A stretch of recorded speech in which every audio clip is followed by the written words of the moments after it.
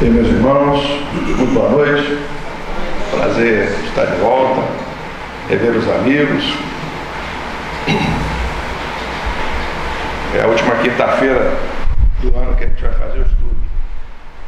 Então a gente procurou trazer um tema que ainda não está lá. Um tema que nos faz pensar no ano que vem, no ano 2013, né? Porque a gente, quando vai chegando no final do ano, a gente começa a pensar em planejar o ano seguinte, né? O que nós vamos fazer no ano seguinte? Então eu resolvi trazer uma proposta de estudo para a gente no ano que vem, né? Esse ano de 2012 nós tivemos aí vários filmes sobre o Espiritismo, e um deles foi justamente o Nosso Lar, né? Nosso Lar. Acredito que a maioria de nós aqui temos visto, não todos temos visto Nosso Lar. Mas talvez nem todos tenhamos estudado o Nosso Lar. Então nós resolvemos falar um pouco, não apenas sobre o livro Nosso Lar, mas falar um pouco sobre a série André Luiz, né? Os livros que André Luiz escreveu para nós, através da mediunidade do nosso querido Chico Xavier, como uma forma de sugestão, de estudo para o ano que vem, para que a gente possa então, né, quem sabe, se reunir em grupos e estudar esses livros que são tão importantes para o nosso aprimoramento intelectual, para uma maior compreensão do mundo espiritual. A doutrina espírita, ela é uma doutrina, podemos dizer, progressista, porque ela não fica estagnada lá na época de 1857, quando Kardec veio e nos trouxe o Livro dos Espíritos, né? Nós viemos depois tendo várias atualizações do pensamento espírita, algumas dessas atualizações trazidas pelo próprio Kardec e outras tantas trazidas pelos espíritos, que vieram pelos diversos médiuns, especialmente por aqueles que vieram através do nosso querido Francisco Cândido Xavier.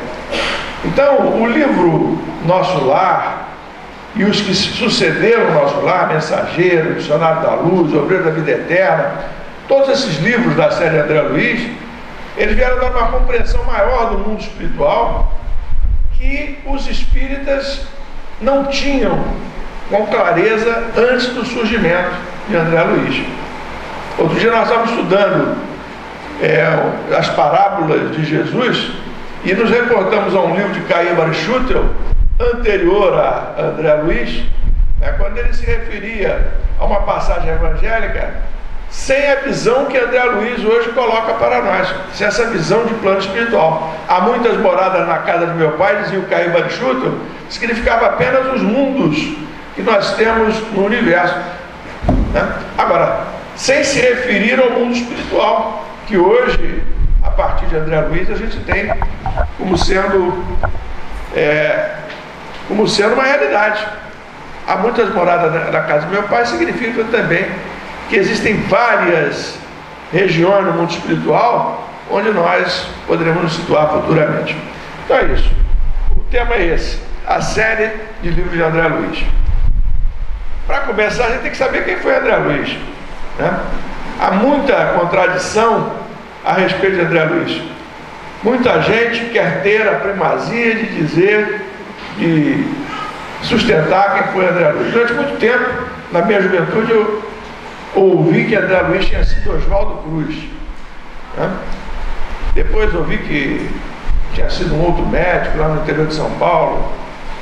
Mas essa resposta aí foi dada pelo próprio Chico, como a gente vai ver. Foi dada através desse jornalista Écio Arantes, no Anuário Espírita de 2004. Ele faz essa colocação aí para nós, que em 20 de fevereiro de 93, num fim de semana, quando ele foi visitar o Chico, na residência do Chico, teve uma surpresa feliz. Juntamente com 3 familiares, entramos na copa de sua casa, local habitual em que ele recebia os visitantes, encontrando-o sentado em palestra com alguns confrades, dentre eles Dorival Sortino, presidente das Casas Fraternais Lazareno, de Santo André, e um médico já idoso do Rio Grande do Sul que integrou a última turma de alunos do Dr. Carlos Chagas no Rio. Logo depois que chegamos, Chico e o médico passaram a dialogar sobre a figura do professor Dr. Carlos Chagas, que viveu de 1879 a 1934. Médico e cientista brasileiro. A certa altura da conversa, Chico abordou uma questão que muito me surpreendeu, pois o esclarecimento da mesma nunca havia sido divulgado.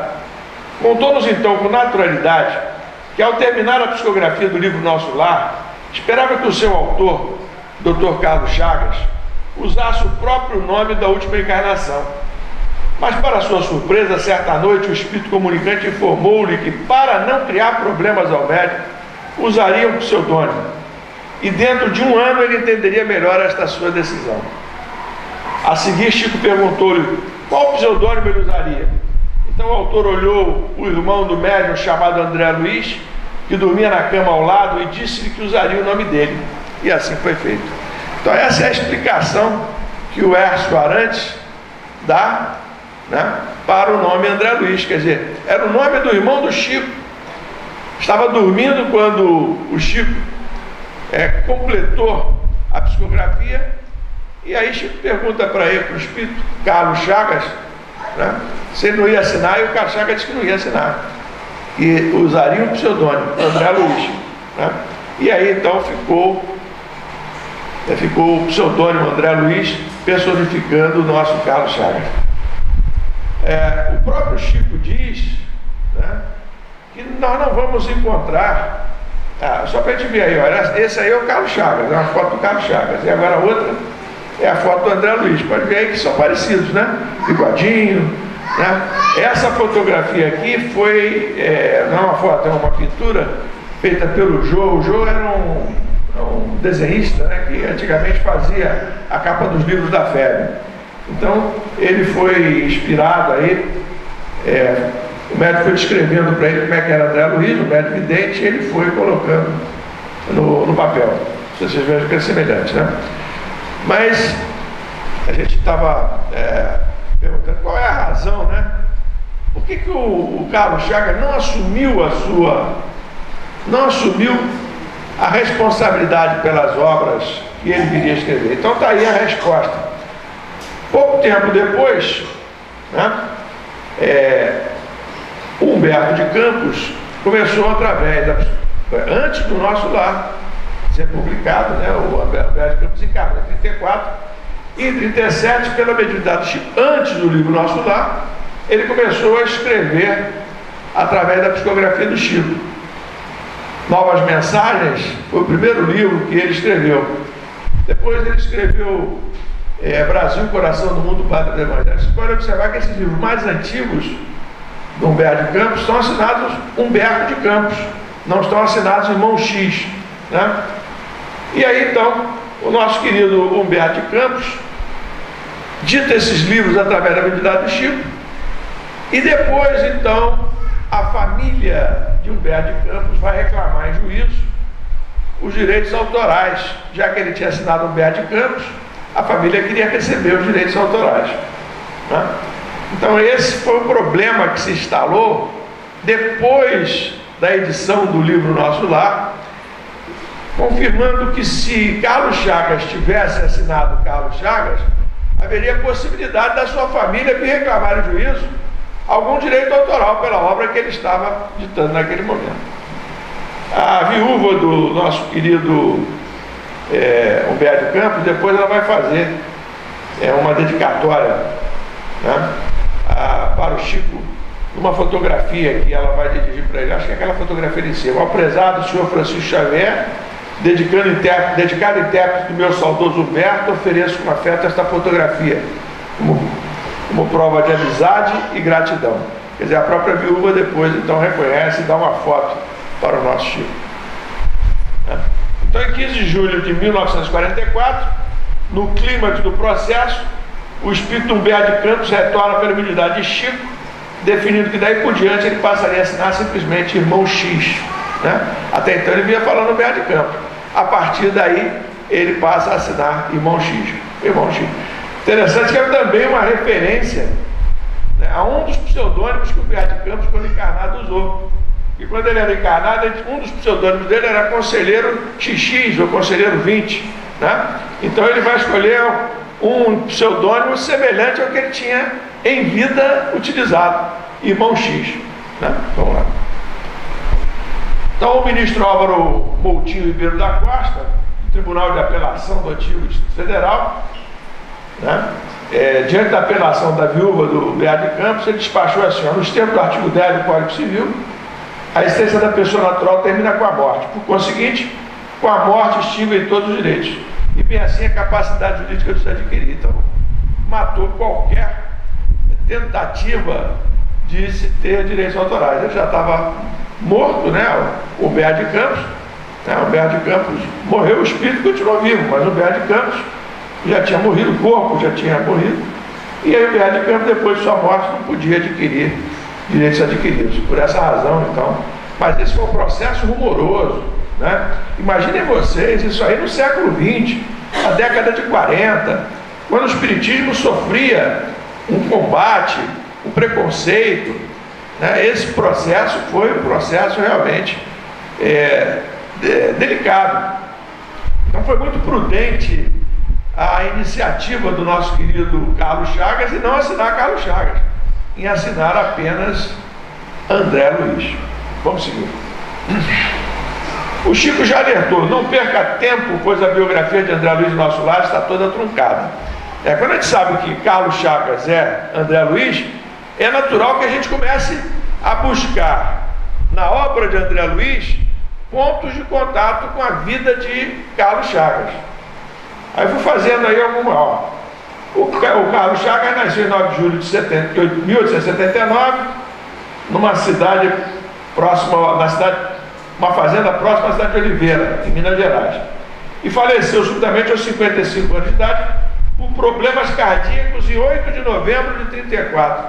Problemas cardíacos, olha, a primeira contradição. A gente sabe pelo livro Nosso Lar que o André Luiz não desencarnou por problemas cardíacos, né? Ele estava lá com um tumor no abdômen, né, que o levou à morte.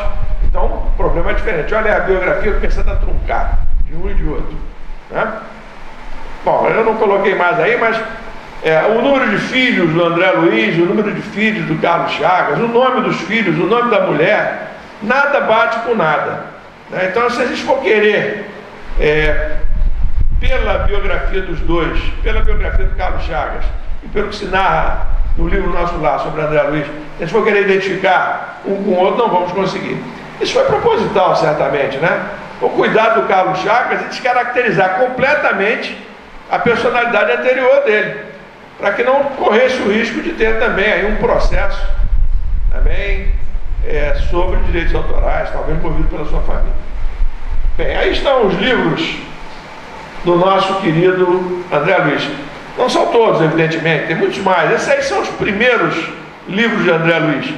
A chamada série de André Luiz são esses livros aí. Começa lá com o Nosso Lar, que é o livro mais vendido, né? O livro psicografado mais vendido. É um best-seller, né?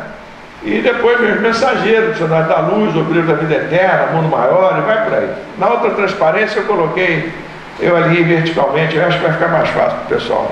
Ah, tá aí, ó. São esses 16 aí.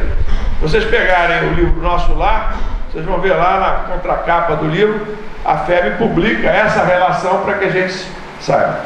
Na verdade, os livros que têm uma história sequencial, que vão em sequência, né, mostrando as experiências de André Luiz, os 5 primeiros, até no Mundo Maior, e depois Libertação, Entre a Terra e o Céu, No Domínio da Mediunidade, Ação e Reação.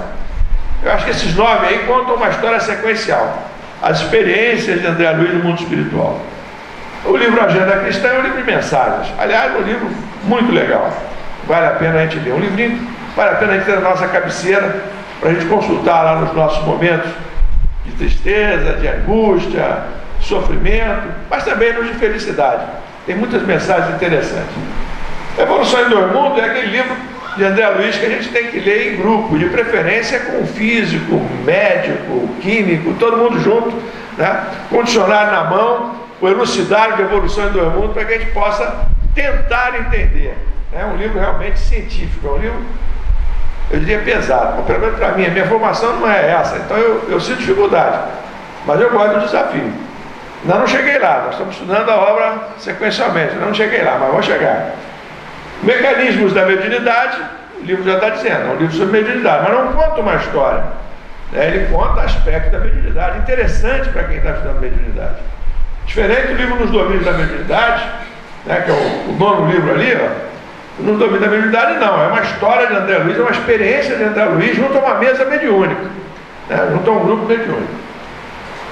Conduta Espírita é um livro muito interessante para nós espíritas, porque ele nos diz como devemos nos comportar diante das diversas situações. Como devemos nos comportar diante do Natal, diante do Carnaval, ou então diante das diversas situações que se apresentam para nós. Sexo e Destino eu vejo como um romance, e um romance envolvente, né? Você pode ler a qualquer tempo. Começou a ler, começa a ler num feriado que só vai parar depois que terminar o feriado. E se não terminar, você vai ficar angustiado para terminar durante a semana seguinte. É um livro envolvente.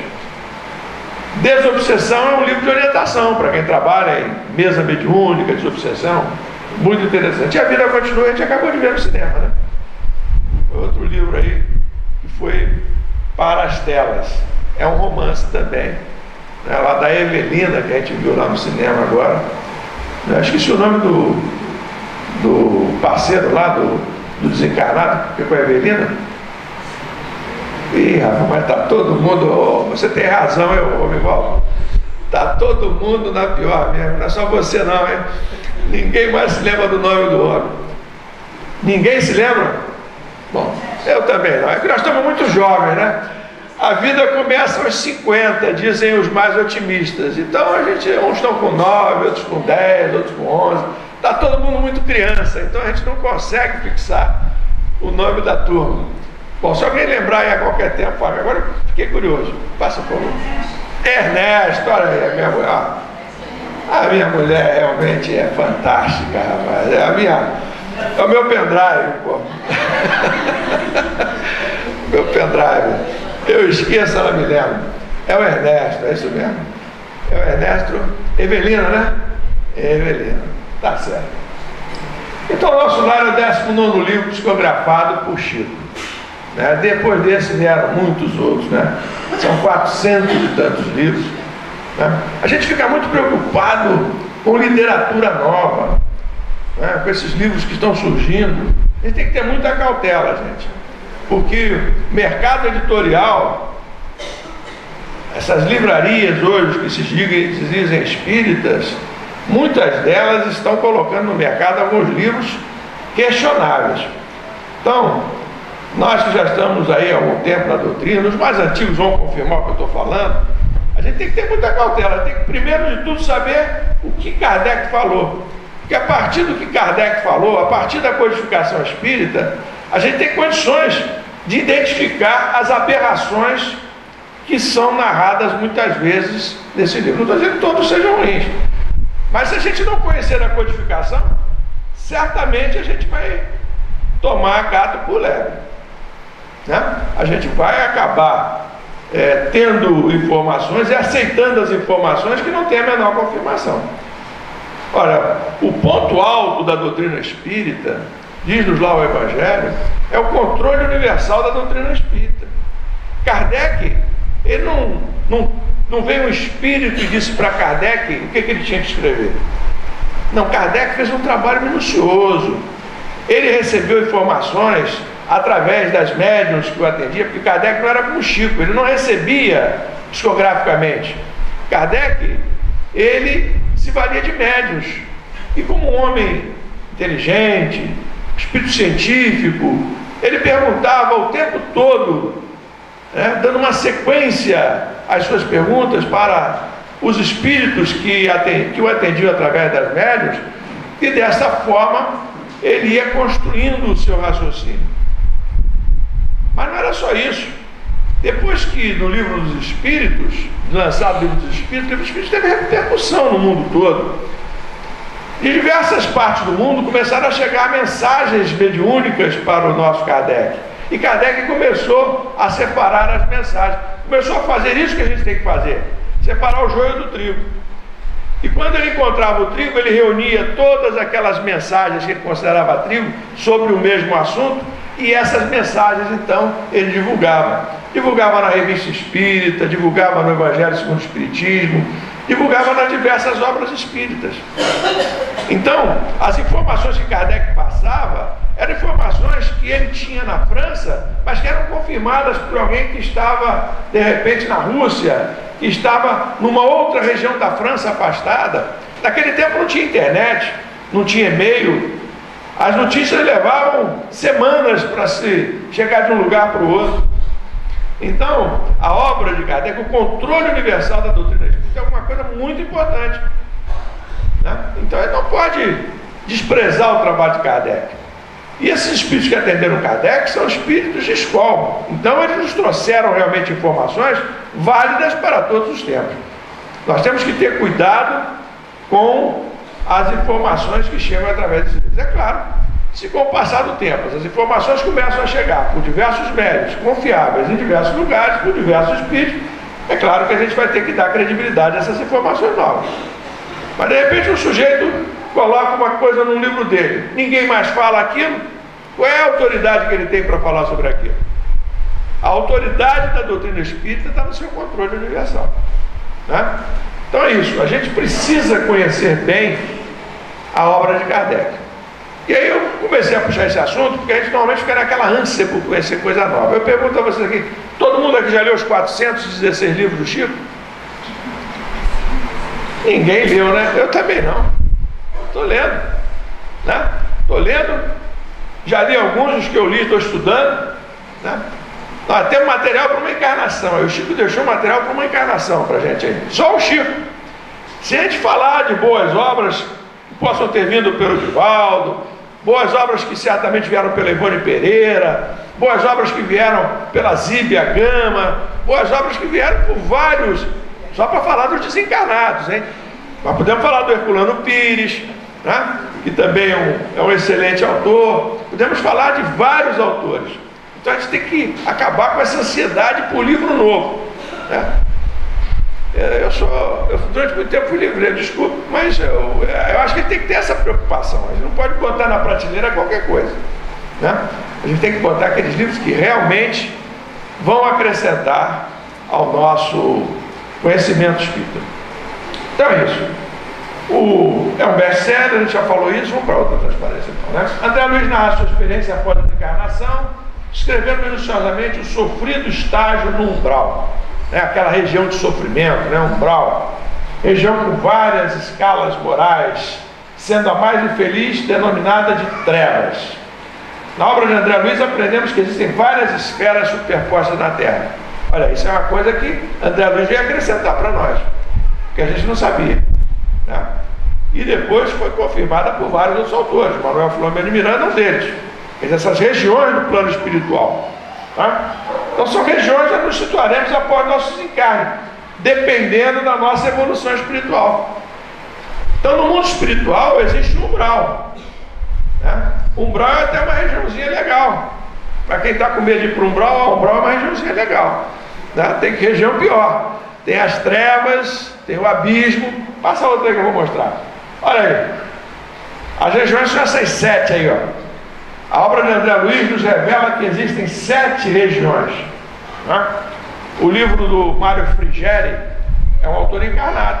Ele pegou a obra do André Luiz, fez um estudo muito legal, né?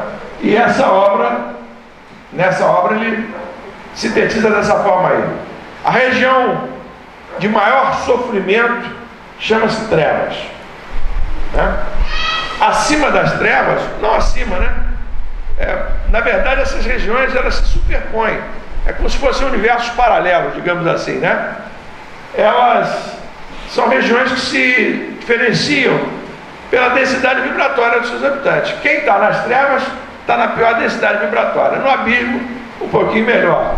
São regiões subcrostais, aquelas regiões que ficariam no interior da Terra, seria um inferno para os nossos irmãos de outras religiões, né?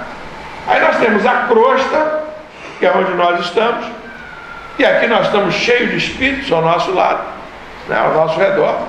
A gente não está vendo, mas eles estão aí se acotovelando conosco. Talvez alguém aqui seja médium vidente, esteja vendo. Tem algum médium vidente aí? Não? né? Então, se algum médico vidente estiver, talvez seja vento. É comum, às vezes, a gente deparar com isso, né? Na crosta, onde nós estamos, o umbral, que já é uma região um pouquinho melhor, um pouquinho acima da crosta, mas só que existem 3 tipos de umbral, né? O nosso lar, que é a região onde todo mundo quer ir, fica no umbral. Fica no umbral, mas é um umbral mais elevado, uma região do umbral mais afastada da Terra.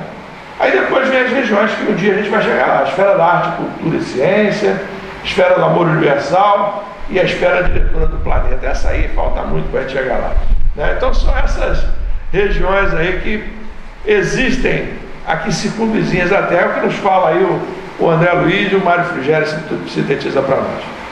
Interessante é que a gente lê isso em André Luiz, 7 esferas, e a gente se lembra, né, daquele raciocínio de Ptolomeu, está lá na Gênesis. Ptolomeu, né, filósofo grego. O Ptolomeu, né, ele dizia o seguinte. Bom, aqui não está aqui, está na próxima transparência. Vamos pular aí, por favor.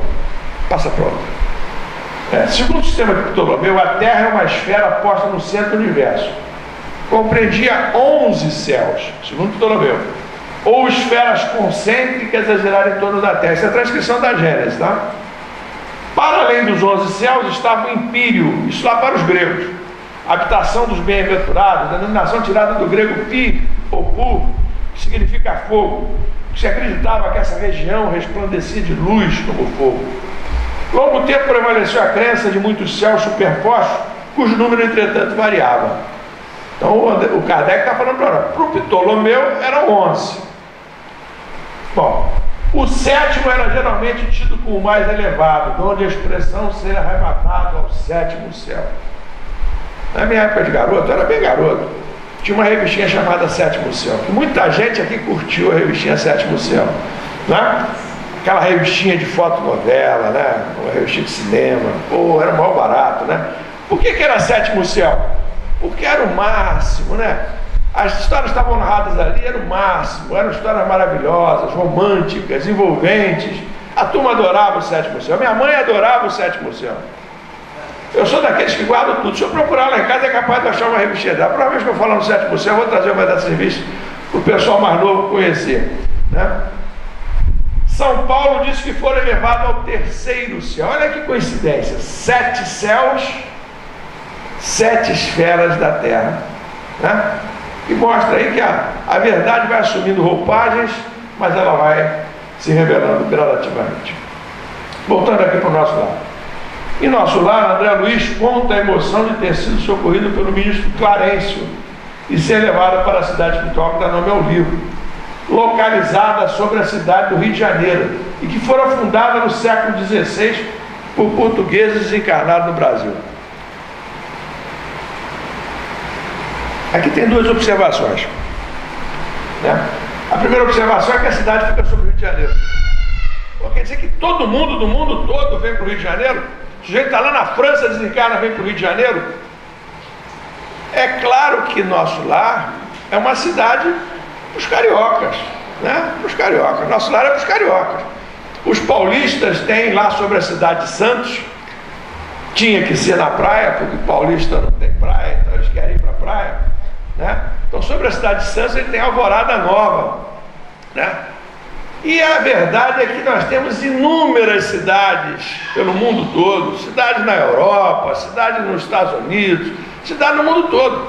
Aqueles primeiros espíritos que colonizaram aquelas regiões, quando desencarnaram, eles foram construindo no plano espiritual cidades espirituais, colônias espirituais, onde nós vamos nos situar depois que desencarnarmos, né?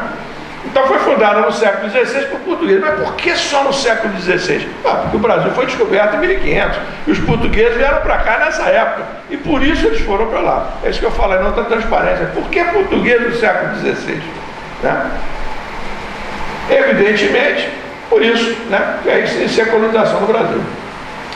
Certamente os portugueses foram os primeiros a entrar no Brasil, com noções de organização, de estruturação de uma cidade, por isso foram eles que fundaram a cidade. Os índios já estavam aqui, mas não tinham essa noção que os portugueses têm. Né? A gente sabe que o nosso lar tem uma estrutura complexa, tem ministérios, governadores, né? Então ministros, né? Tem governador, ministros. Os colonos encarnados fundaram o nosso lar. Vamos passar para outra aqui, senão não vai dar tempo.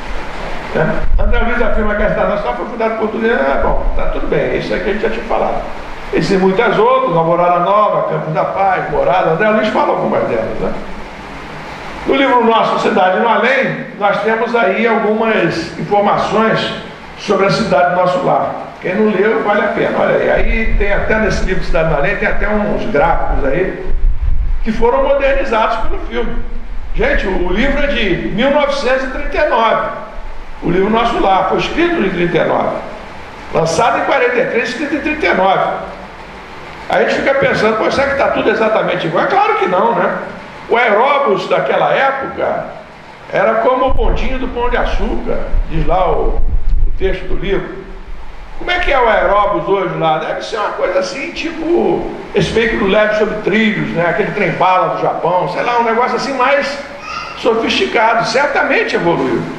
O próprio filme Nosso Lar, quem viu o filme, se lembra, né, que na hora que o André Luiz está preparando os textos dele para entregar a psicografia do Chico, ele está preparando lá numa sala com computadores e tudo mais, não é na base do lápis na época do Chico, né?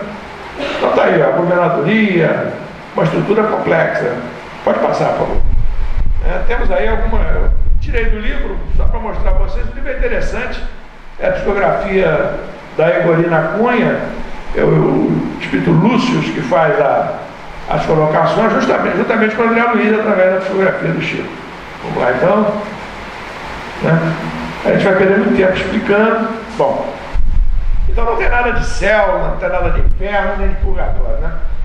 A gente vê que lá em Nosso Lar a população é formada por cerca de 1 milhão de habitantes naquela época, né? E vivia às voltas com uma burocracia tão complicada como a que nós temos aqui. Os portugueses são bons de burocracia, então naquela época já tinha burocracia. 1939, a época em que se situa o livro, época da Segunda Grande Guerra, e evidentemente aqueles espíritos que desencarnam da Segunda Grande Guerra, eles, ali no livro, né, mostra a preocupação com esses irmãos. Alguns deles vão para Nosso Lar, mas não significa que todos da Grande Guerra vieram para cá. Eles têm outras colônias espirituais para onde foram certamente aqueles que foram vitimados durante a Segunda Grande Guerra. Aí falar um pouquinho do livro, né? Nós sabemos que além do Clarencio, que foi aquele ministro que veio resgatar o André Luiz, lá daquelas regiões umbralinas, aliás, isso é uma coisa também que serve para despistar. Eu, pelo menos, não aceito essa ideia de que André Luiz tenha ficado 8 anos no umbral.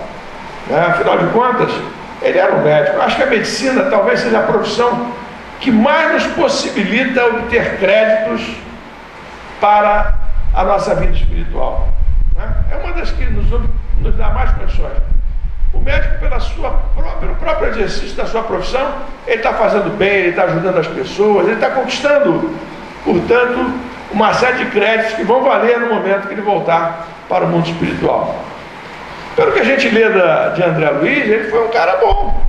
Ele tinha lá alguns pequenos pecados, digamos assim, né, alguns comportamentos inadequados, que o levaram a desencarnar. O livro mostra isso através de um problema abdominal. Mas ele era uma pessoa boa. Ficar 8 anos no umbral com uma pessoa boa, né? Então eu acredito que essa seja assim uma coisa para nos chocar mesmo, né? Pô, se ele, que é um cara bom, que foi médico, 8 anos no umbral, nós então que não somos nada disso, tá bom, vamos ficar 80, né? A gente fica preocupado, né? Não é nada disso, né? A gente sabe que a gente está se esforçando, cada um faz o esforço dentro da sua possibilidade, né? E certamente tudo que nós fizemos de bem vai ser levado em consideração. Então não creio que ele tenha ficado 8 anos, mas isso serve para chamar a nossa atenção, e chama a nossa atenção. Então André Luiz, depois de passar 8 anos no umbral, ele vai resgatado pelo Clarencio, vai para Nosso Lar, é cuidado pelo Lísias, que é uma espécie de paramédico, enfermeiro que cuida dele, né? É um visitante licitador do serviço de saúde. O Lísias leva o André Luiz para a casa dele, a dona Laura, que é a mãe do Lísias, hospeda o André Luiz, né, e passa a ser uma amiga maternal dele, né? André Luiz faz muita amizade com a Narcisa, que é uma espécie de enfermeira, uma funcionária boníssima lá do Ministério da Regeneração, que se dedica imensamente a todo mundo que ela auxilia.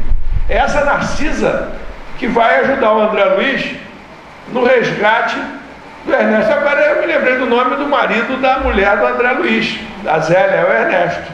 Curiosamente é o mesmo nome do homem lá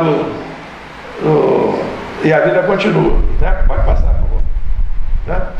Porque o André Luiz, como todos nós, quando desencarnamos, ou a maior parte de nós, quando desencarna, né, e deixa viúva ou deixa viúvo, às vezes a gente desencarna pensando assim: ah, meu Deus do céu, a minha viúva vai estar sofrendo com a minha... realmente sofre, no início sofre mesmo, né? No início sofre. Mas a solidão é implacável, meus amigos, e às vezes não está, vamos dizer assim, dentro da capacidade daquela pessoa que enviuvou permanecer viúva o resto da vida. A mulher de André Luiz era jovem quando ele desencarnou, e naturalmente ela se vinculou a um outro homem que se chama Ernesto. O André Luiz não sabe. O André Luiz está ansioso para voltar, para ver a Zélia, que é a viúva dele, achando que ela estava chorando a ausência dele durante mais de 8 anos depois. E quando chega lá, ele se decepciona, né? Porque encontra a Zélia prestando socorro ao Ernesto, que estava com um problema pulmonar. E aí a Zélia, o Ernesto está ali, desencarna, o André Luiz fica furioso e ele chama pela Narcisa, junto com a Narcisa, então eles conseguem salvar o Ernesto. Bom, esse é um resumo da história, né? Agora, volta lá, por favor. Volta aqui, não. Voltar. Aí, né? Então ele fala da governadoria, o edifício de torres soberanas, dos 6 ministérios, né? O Ministério da Regeneração, que é o mais próximo da condição espiritual de quem vai aqui da Terra, né? Os ministros, cada ministério tem 12 ministros. É uma história lindíssima, envolvente, vale a pena a gente estudar esse livro. Agora vamos lá para outro, por favor. População, né? Homens e mulheres, já no número de 1 milhão naquela época, né? Construções, dependências e lugares especiais. Há uma muralha que envolve toda a terra, não é toda a cidade do nosso lar. Quer dizer, quem vem daquelas regiões mais inferiores do umbral não consegue entrar em nosso lar. Eles têm uma espécie de uma barreira eletromagnética que impede que eles entrem. Vamos passar então. O aeróbus, que eu já falei aqui, o veículo de transporte, deslocamento veloz e aéreo, hoje deve ser uma coisa muito mais moderna. Coral com 2.000 vozes, né? A Angelina e a Dilma vão ficar com maior inveja disso aí, 2.000 vozes, né? Bônus hora, lá não tem dinheiro, é bônus hora. Forma de pagamentos prestados por serviço prestado no bem. Cada hora de trabalho corresponde a um bônus hora, mas há algumas situações em que o bônus hora vale mais, né? Vamos mudar. Modifica-se segundo a pureza, a natureza dos nossos serviços, né? No Ministério da Regeneração temos o bônus hora de regeneração, no Ministério do Esclarecimento, bônus hora de e assim por diante, né? No nosso lar, os animais domésticos, né? Existem animais domésticos. André Luiz diz que identificava animais domésticos entre as árvores frondosas enfileiradas no parque, lá onde ele estava. Vamos passando. Além dos animais domésticos, existiam umas aves lá muito típicas, chamadas ibis viajores, aves que devoravam as formas mentais odiosas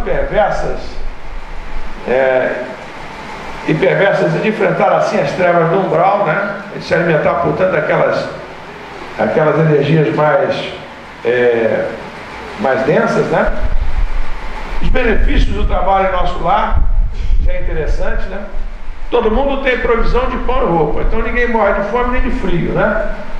Morrer, né? No nosso lar, morrer fica complicado. Mas ninguém passa fome nem frio, né? No que se refere ao estritamente necessário. Isso é uma coisa, ó, falei aqui, morrer não morre de fome nem de frio. Bom, aí alguns disseram assim, pô, como vai morrer? Já está em nosso lar, né? Mas teve um livro que saiu e que foi amplamente divulgado, né, que dizia que havia uma gravidez no plano espiritual, né? Quem conhece a obra de André Luiz sabe que isso é uma aberração, né? Os espíritos passam o tempo todo nos mostrando que nós temos que ter uma existência terrestre para que a gente possa progredir, e eles já estão escrevendo aí que tem gravidez no mundo espiritual. Não é nada disso, gente, né? Não tem o menor sentido. Bom, só aquele finalzinho, por favor. Benefício do trabalho nosso lar, né? Mas os que se esforçam na obtenção do bônus horas conseguem certas prerrogativas na comunidade social. Então, bônus hora, quanto mais bônus horas a gente tem, mais nós temos condições de obter algumas coisas que nós desejamos, né? Tem uma passagem que o Clarencio recebe não falei a memória que é o Clarencio, mas é o Clarencio. Ele recebe uma mulher e recebe o André Luiz. O André Luiz quer exercer na medicina e a mulher quer ter também lá um favorecimento.